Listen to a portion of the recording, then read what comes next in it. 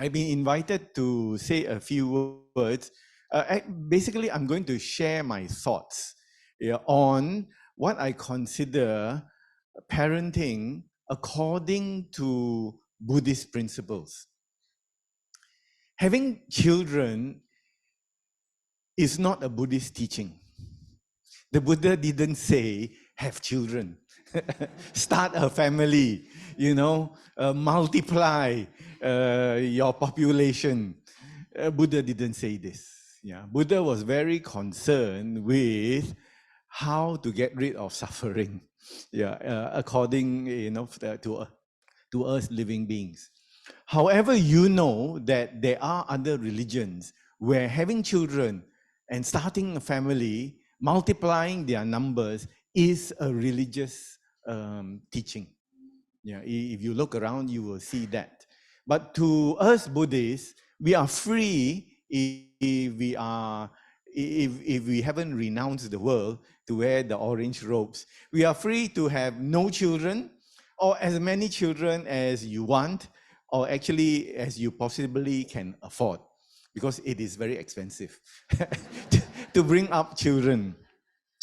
So today, because sister has asked me, yeah, I have put together this discussion, and I hope it will be a discussion, a conversation about parenting. The Buddha did give advice on wise parenting. In this sutta called if you are interested, Sigalovada Sutta. And there are also, I believe, other suttas where he gave advice to lay people, people who are not monks and nuns, about how to live their life wisely, and happily. So today's talk will be a mixture of my understanding. So I have to tell you this first. Yeah, my experience also as a parent, and some of the views of Buddhist teachers, who have worked with lay people to bring up children. Yeah, they have been teachers who have engaged with the community. Yeah, these children are definitely not their children, but they have worked with so many children to bring them up and develop them in a very meaningful and wholesome way. So this is an important thing to understand. I will have to qualify my sharing today. Yeah, it's not totally not from sutta, not wholly from the teachings. So I have called it parenting, a Buddhist approach. Yeah, and something have disappeared, but never mind. Yes. I spent a long time being a teacher, working as a teacher in college and universities, not in the high school or primary school. And when I started this, because I was not a teacher when I started working, I was working in industry for more than 10 years, and then I took the opportunity to become a teacher. My teacher trainer, the trainer, when I first went in, said, teaching is actually a profession, and we must value our teachers as being professionals. Because if you have not been taught how to be a teacher, most people will teach the way they have been taught. So therefore, the professional teacher must understand the different ways, the different approaches, the different techniques, to become a teacher. It is not just go up there and talk. There are many, many things the professional teacher has to understand, many skills to develop.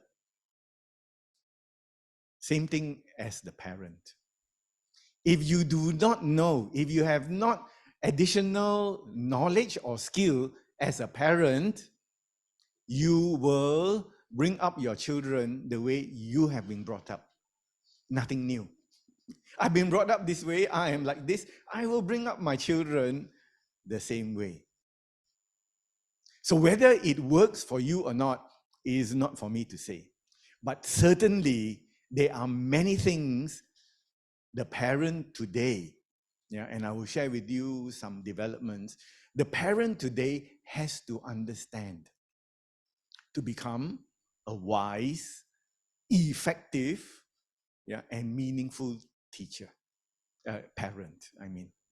Yeah, because a parent is a teacher. The first teacher we will meet in our life are our parents. The mother or the father, yeah, are our first teachers. We learn many things. Sometimes we don't understand, we are not aware of what we learn from our parents. So part of my sharing today is be careful how you behave in front of your children, because they will learn from your behavior. Because you are their hero from very young, yeah, and I will go through the age groups. You are their role model. I'm very proud of my papa.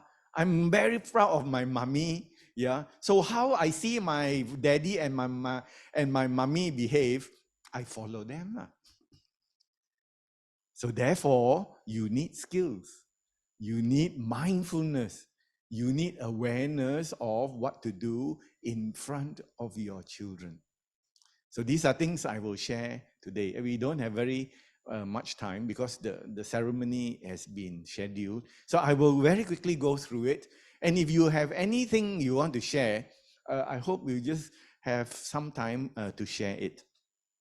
So I'm calling this suggestions to enrich the child, your child, yeah, our children who will become our community for a fulfilling life. Because when we are gone, they will take over from us. And it is something that here in Nalanda, we are very aware of. Yeah, because we need those with black hair to take over from those with gray hair.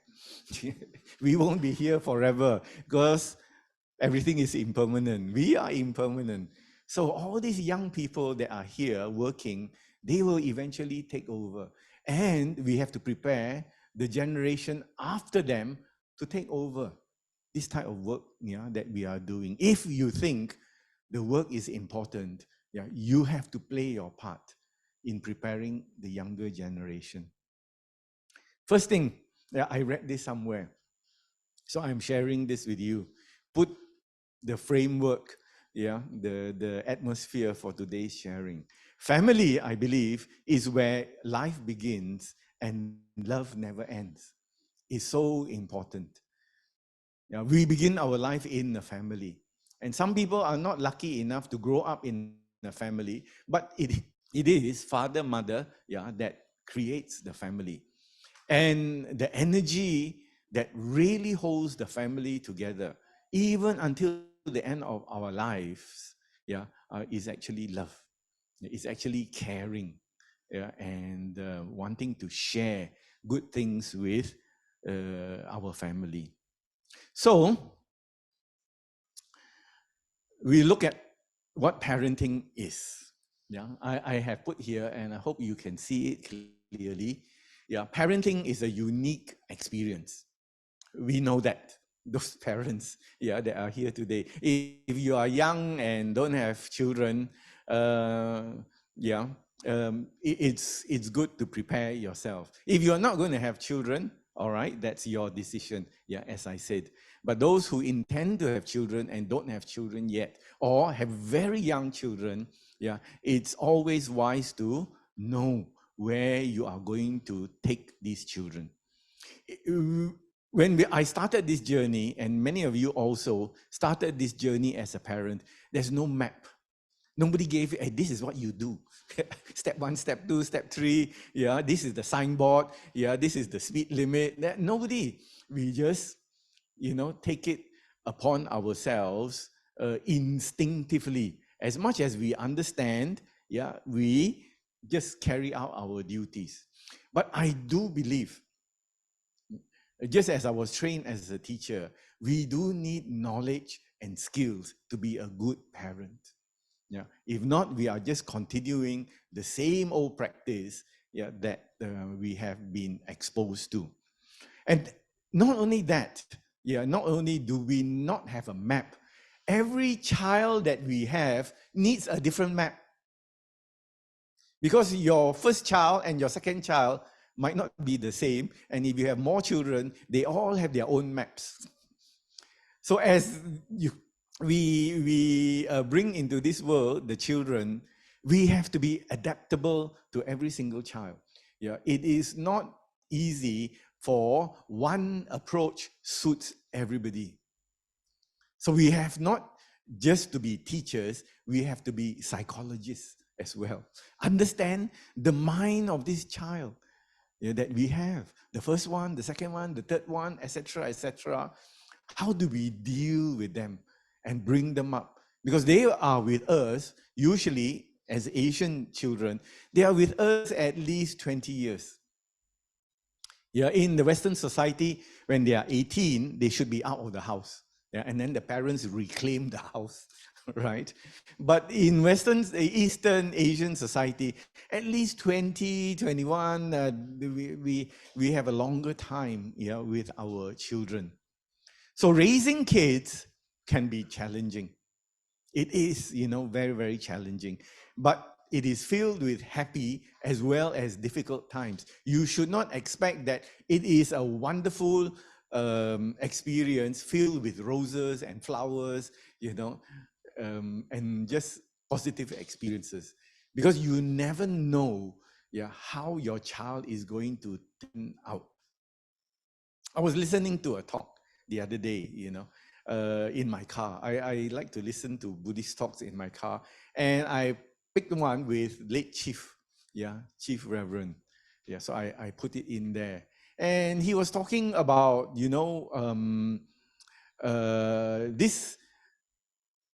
this experiment that took place in Singapore. And there was the late Prime Minister of Singapore, Lee Kuan Yew, who believed that intelligent parents will give rise to intelligent children. So he wanted those with degrees to marry those with university degrees. And Chief Reverend joked about it. He said, that is so silly.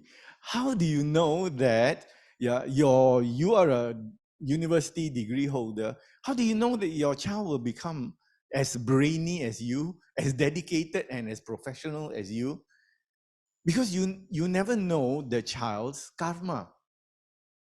So Chief Reverend was making fun of it, and he said there have been brilliant people, very successful people, whose parents never went to college, maybe never even finished high school. So you cannot say your background will be a good place to bring up clever children, because children can be anything. Yeah, they can be brilliant, they can be lazy, they can be talented. It's actually up to them. And I'll say a little bit about this afterwards. If the relationship is rooted in love, then this energy, this approach of love is very important. It will hold the family together even when you don't agree with each other. Even when you fight, you argue, but if there is love, you will come back. Then, loving our children nurtures them. Love is the energy that makes them grow positively. We definitely want the best for our children and work to provide them with the best opportunities for their own futures. Children are part of our future, but eventually you have to let them go to achieve their own future. And I don't know whether you can see this chart now. Yeah. Most parents say, this is from a survey in America, most parents say parenting is rewarding and enjoyable, but some also find it tiring and very stressful. And these are all the figures. Yeah, so some say rewarding so much, enjoyable so much, tiring so much, stressful also, so much. Yeah, later on, if you want, I can share this with you, right? But then, oh, very strange. Very basic. The American Psychological Association, yeah, if you subscribe to their wisdom and their advice, say parents have three main responsibilities. That is keeping children healthy and safe so that they can grow up, yeah, physically healthy, yeah, mentally, and they are safe from whatever can happen in this world. Yeah, a few days ago on CNN or was it BBC, I saw that the 11-year-old girl had been kidnapped and killed. And they found out that the killer, potential killer, the alleged killer, was a family friend, yeah, who knew this girl. And eventually, for some reason, he kidnapped her and killed her. Yeah, and so the investigation is ongoing. How do you keep your children safe in this kind of situations? So parents have to be very alert. You don't have to be paranoid, you don't have to be crazy and worried, but how do you prepare children, yeah, to differentiate between safe and unsafe situations? And this again, yeah, is skills that parents must have. You just can't tell children, don't talk to strangers. We tell our kids, yeah, anyone you don't know, don't talk to them. There are so many people we don't know. So therefore, we have to train our kids to recognize situations of danger. Number two, prepare your kids for adulthood independently. Yeah. And number three, teach them values that align with the parents' culture. Now, these, according to this association in America, are the primary responsibilities of the parent. Yeah. And now let me go on to the different stages of the relationship. Oh, it's run. I'm not sure why it keeps running. So there is, first of all, from 0 years to 23 years, we call that infancy. And in infancy, the child is totally reliant on the parent. He doesn't know very much. And if there is some reward, satisfaction, it is the parent's satisfaction, not the child. Because the child doesn't know, what is going on. The second part is early childhood, 4 years, after that. And it centers around getting to know the wider social group. And parents teach children habits, and they become the comfort zone. So this is the time when parents really become close to their kids. Yeah, from 23 months to the age for 4 years after that, it is the time to really bond with the children that we have. And it is the time that they will learn the most from us. Because when they are 2 years old, they are not observant, but they do observe. Yeah, I can tell you some experiments where the psychologists have carried out, in 18 months old kids. 18 months old. They got a group of these 18 months old babies. And then what they did was they were carrying books. And then they started dropping the books. This experimenter. They started to drop the books. And naturally, the 18 months only got up and tried to bring up the book back to the psychologist. Yeah, he accidentally, behaved like he couldn't carry the books. He dropped. But at 18 months, those babies knew how to help people. Most of them got up and carried the book for the doctor. Most of them, not all of them. But if they sense, according to the experiment, if they sense that they purposely drop, they ignore you. They are so clever, even at 18 months. Yeah, they were so clever to recognize purposely drop and accidentally drop. And accidentally drop, they will help you. Purposely drop, they ignore you. Yeah. So children are more observant than we give them credit for. Then, until the age of 11 and 12, Yeah, they become physically closer to their parents. Yeah, they treat the parents before they are 12, around 12, yeah, as they are confident. They will tell a lot of things, yeah, to the parent. After that, parents are not so important. Friends become important. Yeah, and around adolescence, 13 to 19, yeah, parents take a backstage. You are not so prominent in their lives because they want to learn how to engage the wider world. And friends, whether they are clever friends or wise friends or not so wise, become so important and become the role model, especially, for younger children.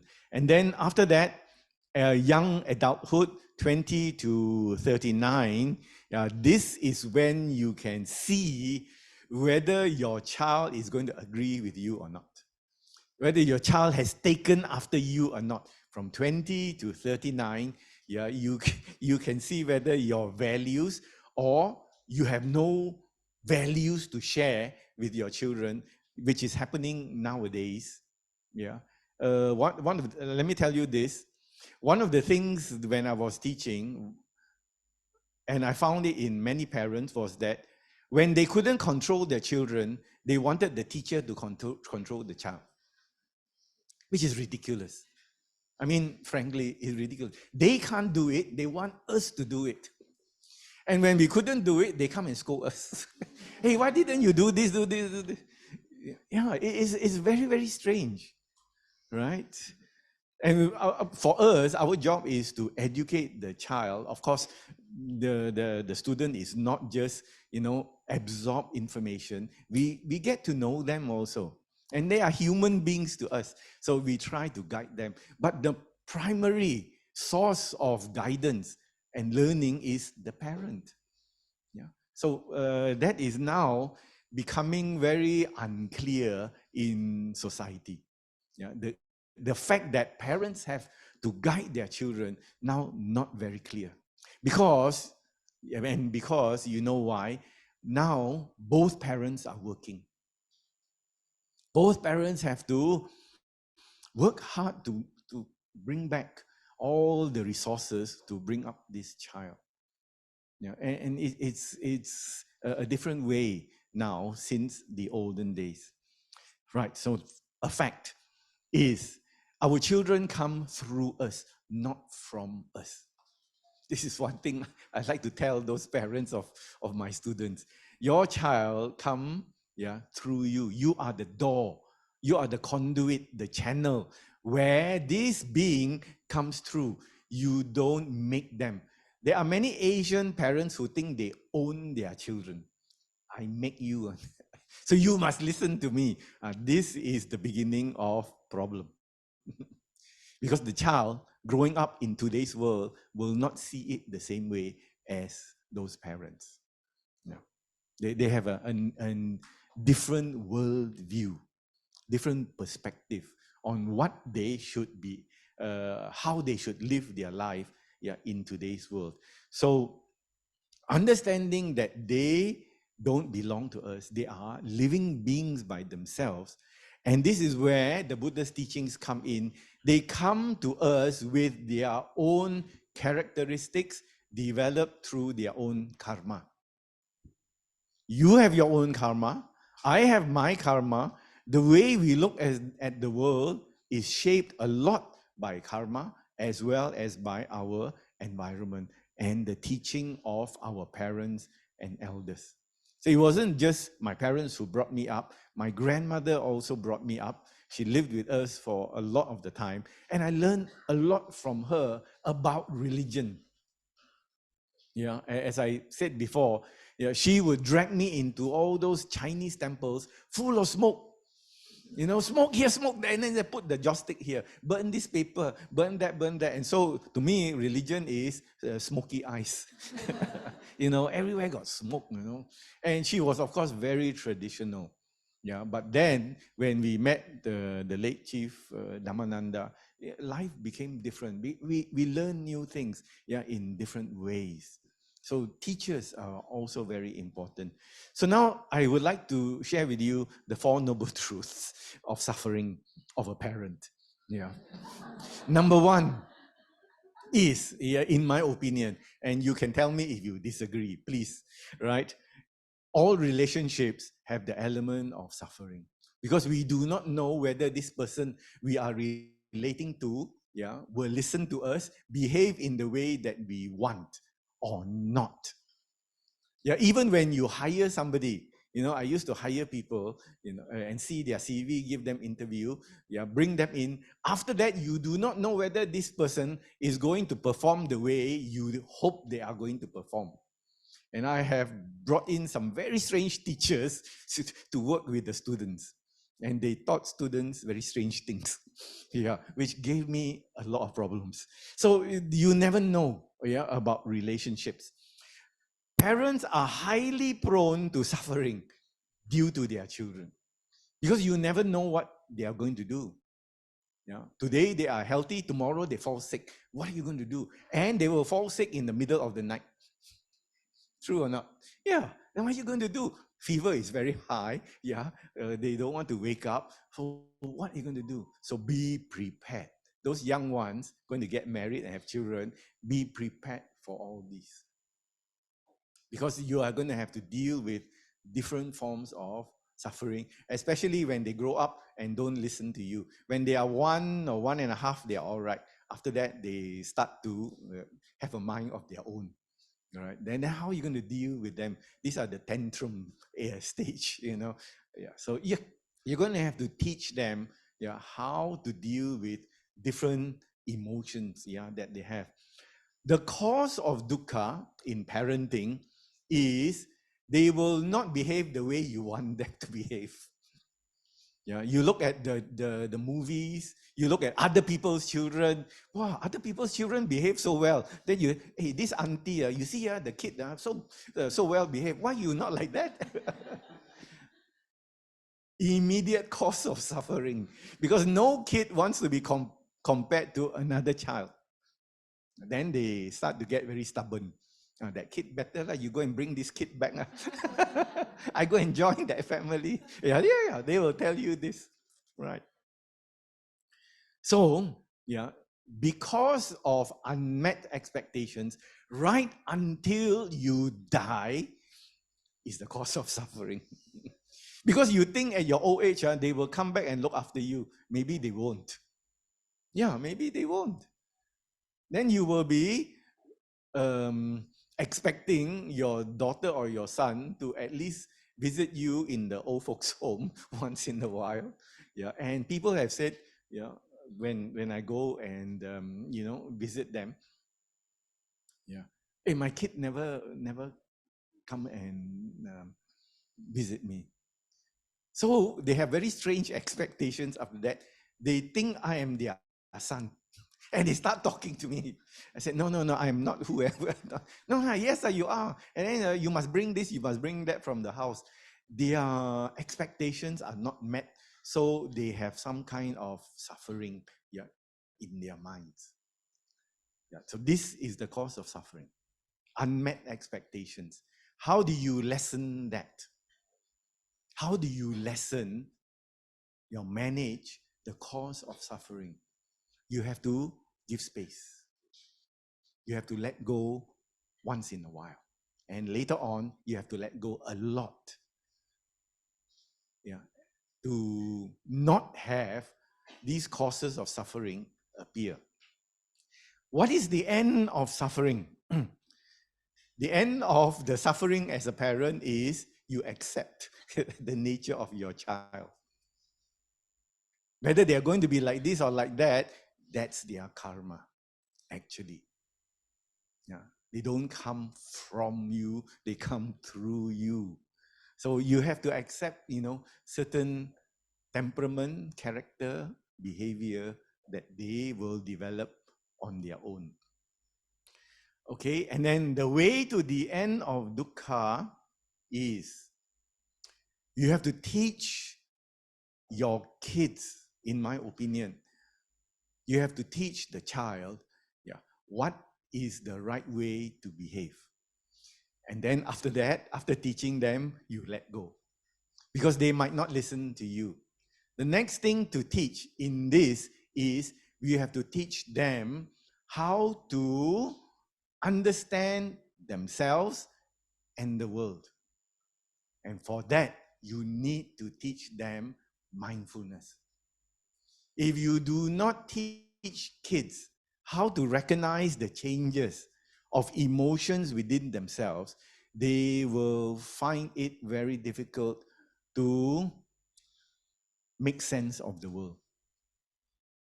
This word mindfulness now is becoming more and more popular.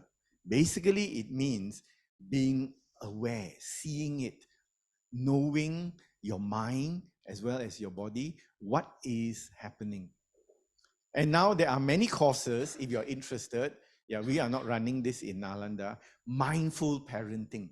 You just go and type mindful parenting. You will find so many courses teaching different principles of how to be a mindful parent. Yeah, it is available. So if we teach them mindfulness, understanding, how to develop wisdom. Just now I was over at the Dhamma school, welcoming them back for the year. I told them, be prepared for everything. Be prepared when you come to class. Don't come to the class and then just wait. Yeah, before the lesson, be prepared. Yeah, for it. So this is what, as parents, we need to do. Truthfully, I have not had total success with my own children, because my own children very hard to teach. Your children, I can teach. Yeah, it's true. Because they don't want to listen to me when I become a Dhamma speaker in the home. Yeah.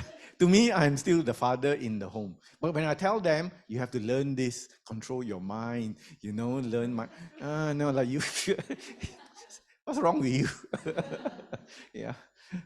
So this is not easy as a parent, unless you establish yourself very early in the relationship that you are going to teach them values. You are going to teach them morals. This is the mistake. If they don't see you as a moral guide, afterwards, it is very hard to teach them when they are around 10 to 12 years old. Because you are simply the one who brings back pizza to the house. Yeah, and Kentucky Fried Chicken. And you are not the one to start teaching them when they are around 12, 13, really the real morals. Unless you start much earlier. Then they will understand. He is both a father, she is a mother, but they are going to guide me in this way. So therefore, what does that mean? You will have to learn it before you teach it to them. Yeah, I have found this out. Yeah, so I'm sharing experience. So very quickly, this is another thing which is very important. This is my teacher also. Some of you have met him. He's a Mexican monk from Mexico, Bante Rahula. And he said, he ran a workshop for us for Dhamma school teachers when he was here a few months ago. And one of the things that he said, and he has worked with children everywhere, children in his home country, children in Hong Kong where he was living. He was married, then he lived in Hong Kong and Macau. And then when he came here as a monk, he worked with the children in Malaysia. So he is very good at working with kids. And he made this statement during the workshop. He said, today's parents are bringing up their children in such a comfortable and relaxed way, they have become delicate, soft. And then he said, I'm worried that these kids, when they go into tomorrow's world, they are not prepared for the difficulties and unknown challenges. It's a fact. We want to make our kids' life as comfortable as possible, the least stressful as possible. But that doesn't mean we are preparing them well. Because as also an educator, I know there are many things that my students cannot learn from me. And sometimes to make life challenging for them, is also very good. It doesn't mean that life has to be totally comfortable in order to prepare them for their future. And the reason why I bring this up is because depression is on the rise among our young people. You might not know it. Sometimes you might not recognize it. But in the young people that are around us, depression, due to this changing world, is on the increase. Figures, do not lie. This is from the government. It says that it is the second most frequent mental health concern among Malaysian teenagers, who are now account for almost 30% of the country's youth, or 4.2 million people, etc., etc. Yeah. Analysts, the last paragraph, have identified a number of interrelated elements that contribute to teenage depression, which is self-esteem, interpersonal stressors, a low level of self-efficacy. They do not know how to handle problems by themselves. And a high level of perceived stresses are few to mention. Right? I'll tell you this directly, as an educator. Parents are only interested in A's, not in education. Is this the truth or not? Please challenge me. They want as many A's as possible for the SPM.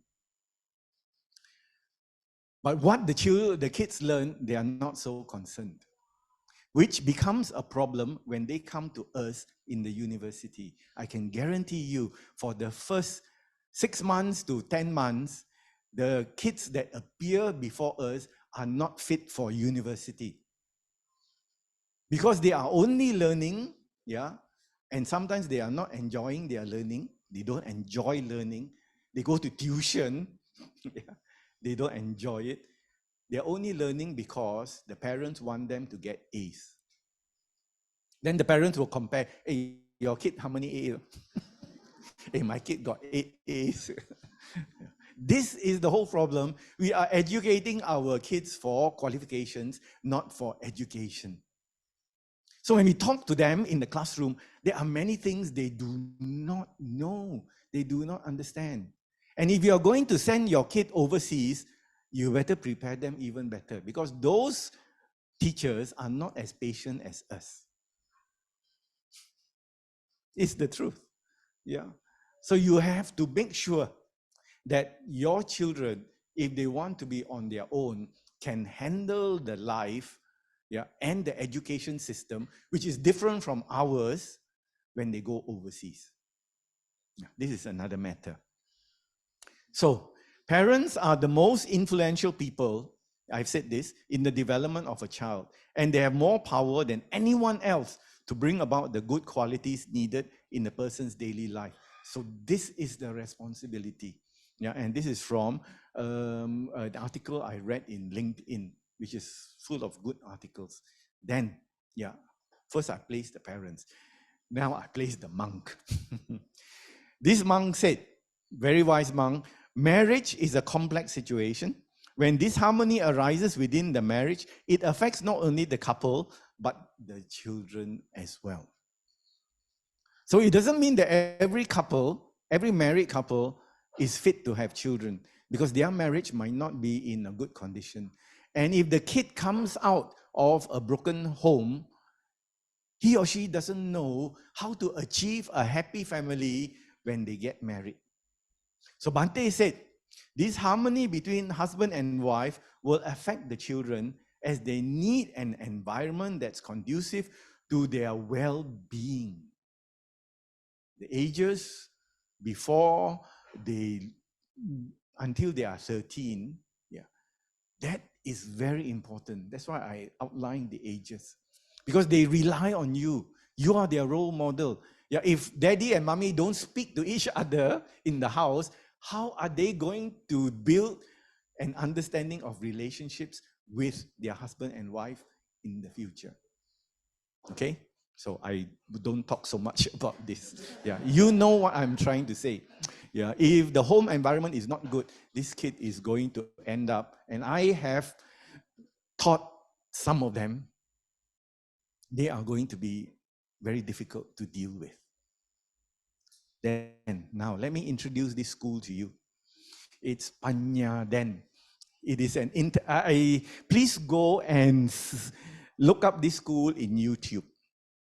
It is an international school founded by a Buddhist monk. Not exactly founded. He and friends, yeah, people, yeah, started this school. And if you go and look at the videos, you will find that it is truly international. There are parents from Europe, from America, from China, from India, you know. There was one, and this is, you can't see it, but I can share it with you. This is the website, the address, yeah, of parents giving advice to their kids, yeah, who are enrolled in this school. The video is produced by the school. Venerable Jayasaro, who is actually one of our advisors, I have a great deal of respect for him.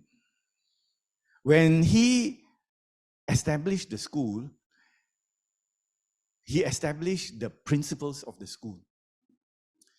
And when I found this set of principles, I shared it with the Dhamma school and other schools also, Dhamma schools in KL.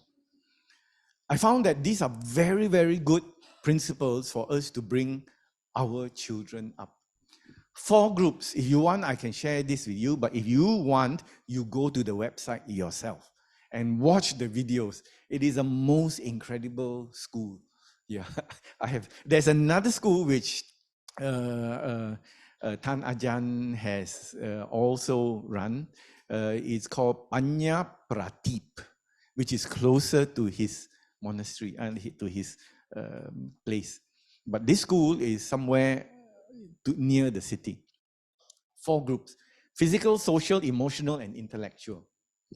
And to bring up our kids according to these principles, very, very wonderful. Number 1, physical. How do you teach kids to use their senses wisely? The eye, the nose, the touch, hearing, body, mind. How do you teach the kids to use these senses in a way that will benefit them, that doesn't come from their handphone? Yeah, I'm not kidding you.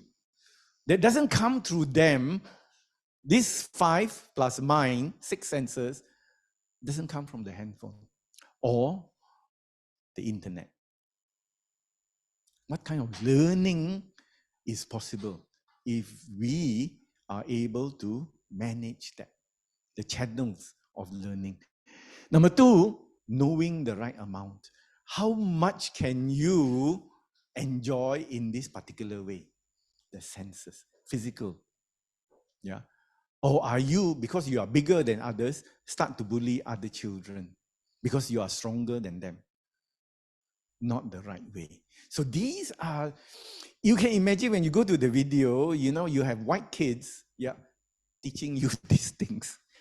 I couldn't believe it, you know. Yeah, and the parents also, yeah, talking about this. Secondly, social, not harming. They begin not in the same way as us, but they begin to observe precepts. Number 2, being truthful. Yeah, not breaking the musavada precept. Number 3, being generous, practicing chaga. Number 4, being kind and compassionate. So they are being taught these things in the school curriculum. It's wonderful. Then emotional. How to teach the kids, yeah, to be patient and tolerant. There is some formula there. I haven't gone there. I've been to Panya Pratip, which is nearer, but I haven't gone to the Panya Pratip is for Thai people, but Panya Den is for international students. So how to teach kids to be patient and tolerant? One day we need to go and observe this. Because when I watch the videos, they are learning this. How? Yeah. So this is something which we can absorb from there. Number two, how to persevere. This is the most important, one of the most important things, meaning don't give up. My students, when they come back and I said, okay, you graduate, please come back and visit me. I miss you. Come back and tell me how you are doing. They come back and they tell me, sir, I have changed my job, my company. Huh? You work there only how many months? No, 4 months are enough. Why you change? The boss scold me. I don't like it. I don't like it. No, the boss scold me. Why he scold you? Yeah, sometimes I don't do it properly. Now he's got the right to scold you. No, I don't like it. I change company. They don't have perseverance. They cannot take suffering. Yeah, it's the truth. I'm telling you this from my experience. Next, yeah, how to develop the intellectual qualities, being enthusiastic, being mindful and alert. Here is again mindfulness, being mindful and alert. Yeah, when you are not happy with certain things, they need to be mindful of that state of mind, yeah, and talk to somebody about it. Because if they don't seek help, they don't know how to get out of it, they become depressed. Another quick story. When I was attending an event in Subang Jaya Buddhist Association, the MP at that time was Hannah Yo. Yeah, you know her. She said, and because she was in charge of young people in Selangor, every week, one young person, teenager, killed themselves. The rate of suicide. Yeah, so every week. So according to her, yeah, in 1 year in Selangor, because she was in charge, there are 52 suicides in Selangor, about. But in actual fact, there are more. Yeah. So the young people cannot handle depression until it becomes so hard, they prefer to kill themselves. So according to young Muhammad, it's only one per week, but I know there is more. There's more to it. So mindfulness and alertness will help. Then how to be calm and focused in spite of all the things that are being disturbing them. How can your kid, our children, take the mind to a place that is very quiet? They need to learn this so that they can block out the disturbances. Recently, there was this well-known Korean actor, yeah, who killed himself. He was in a very well-known movie where this family moved into another person's house. What is that movie? Very well known. And he was very famous. And then because of things that people said about him, he killed himself. The rate of suicide in South Korea is the highest in developed countries. Do you find that strange? It's not in Africa. It's in South Korea. Right. Then how to apply the mind skillfully. These are skills. So as I hope I'm not stressing you out too much. But these are the skills that every child needs. And your child will stay with you, according to Asian statistics, for at least 20 years. You got 20 years to build this in. But before you build this in, you got to build it in yourself. So before you share it with your kid. Now, very quickly, in essence, yeah, to wrap it up. These are the 4 things I have put together. Number 1, share the directions of your moral compass, yeah, together with a safe harbor. That means share with them the right way to behave. Minimum is 5 precepts. And then teach them how to cut the disturbance in their mind to go to a quiet place. for that, you need mindfulness as well as concentration. You have to teach this to your kids. Number two, you must help them develop focus, flexibility, and resilience to changes. Focus, flexibility means that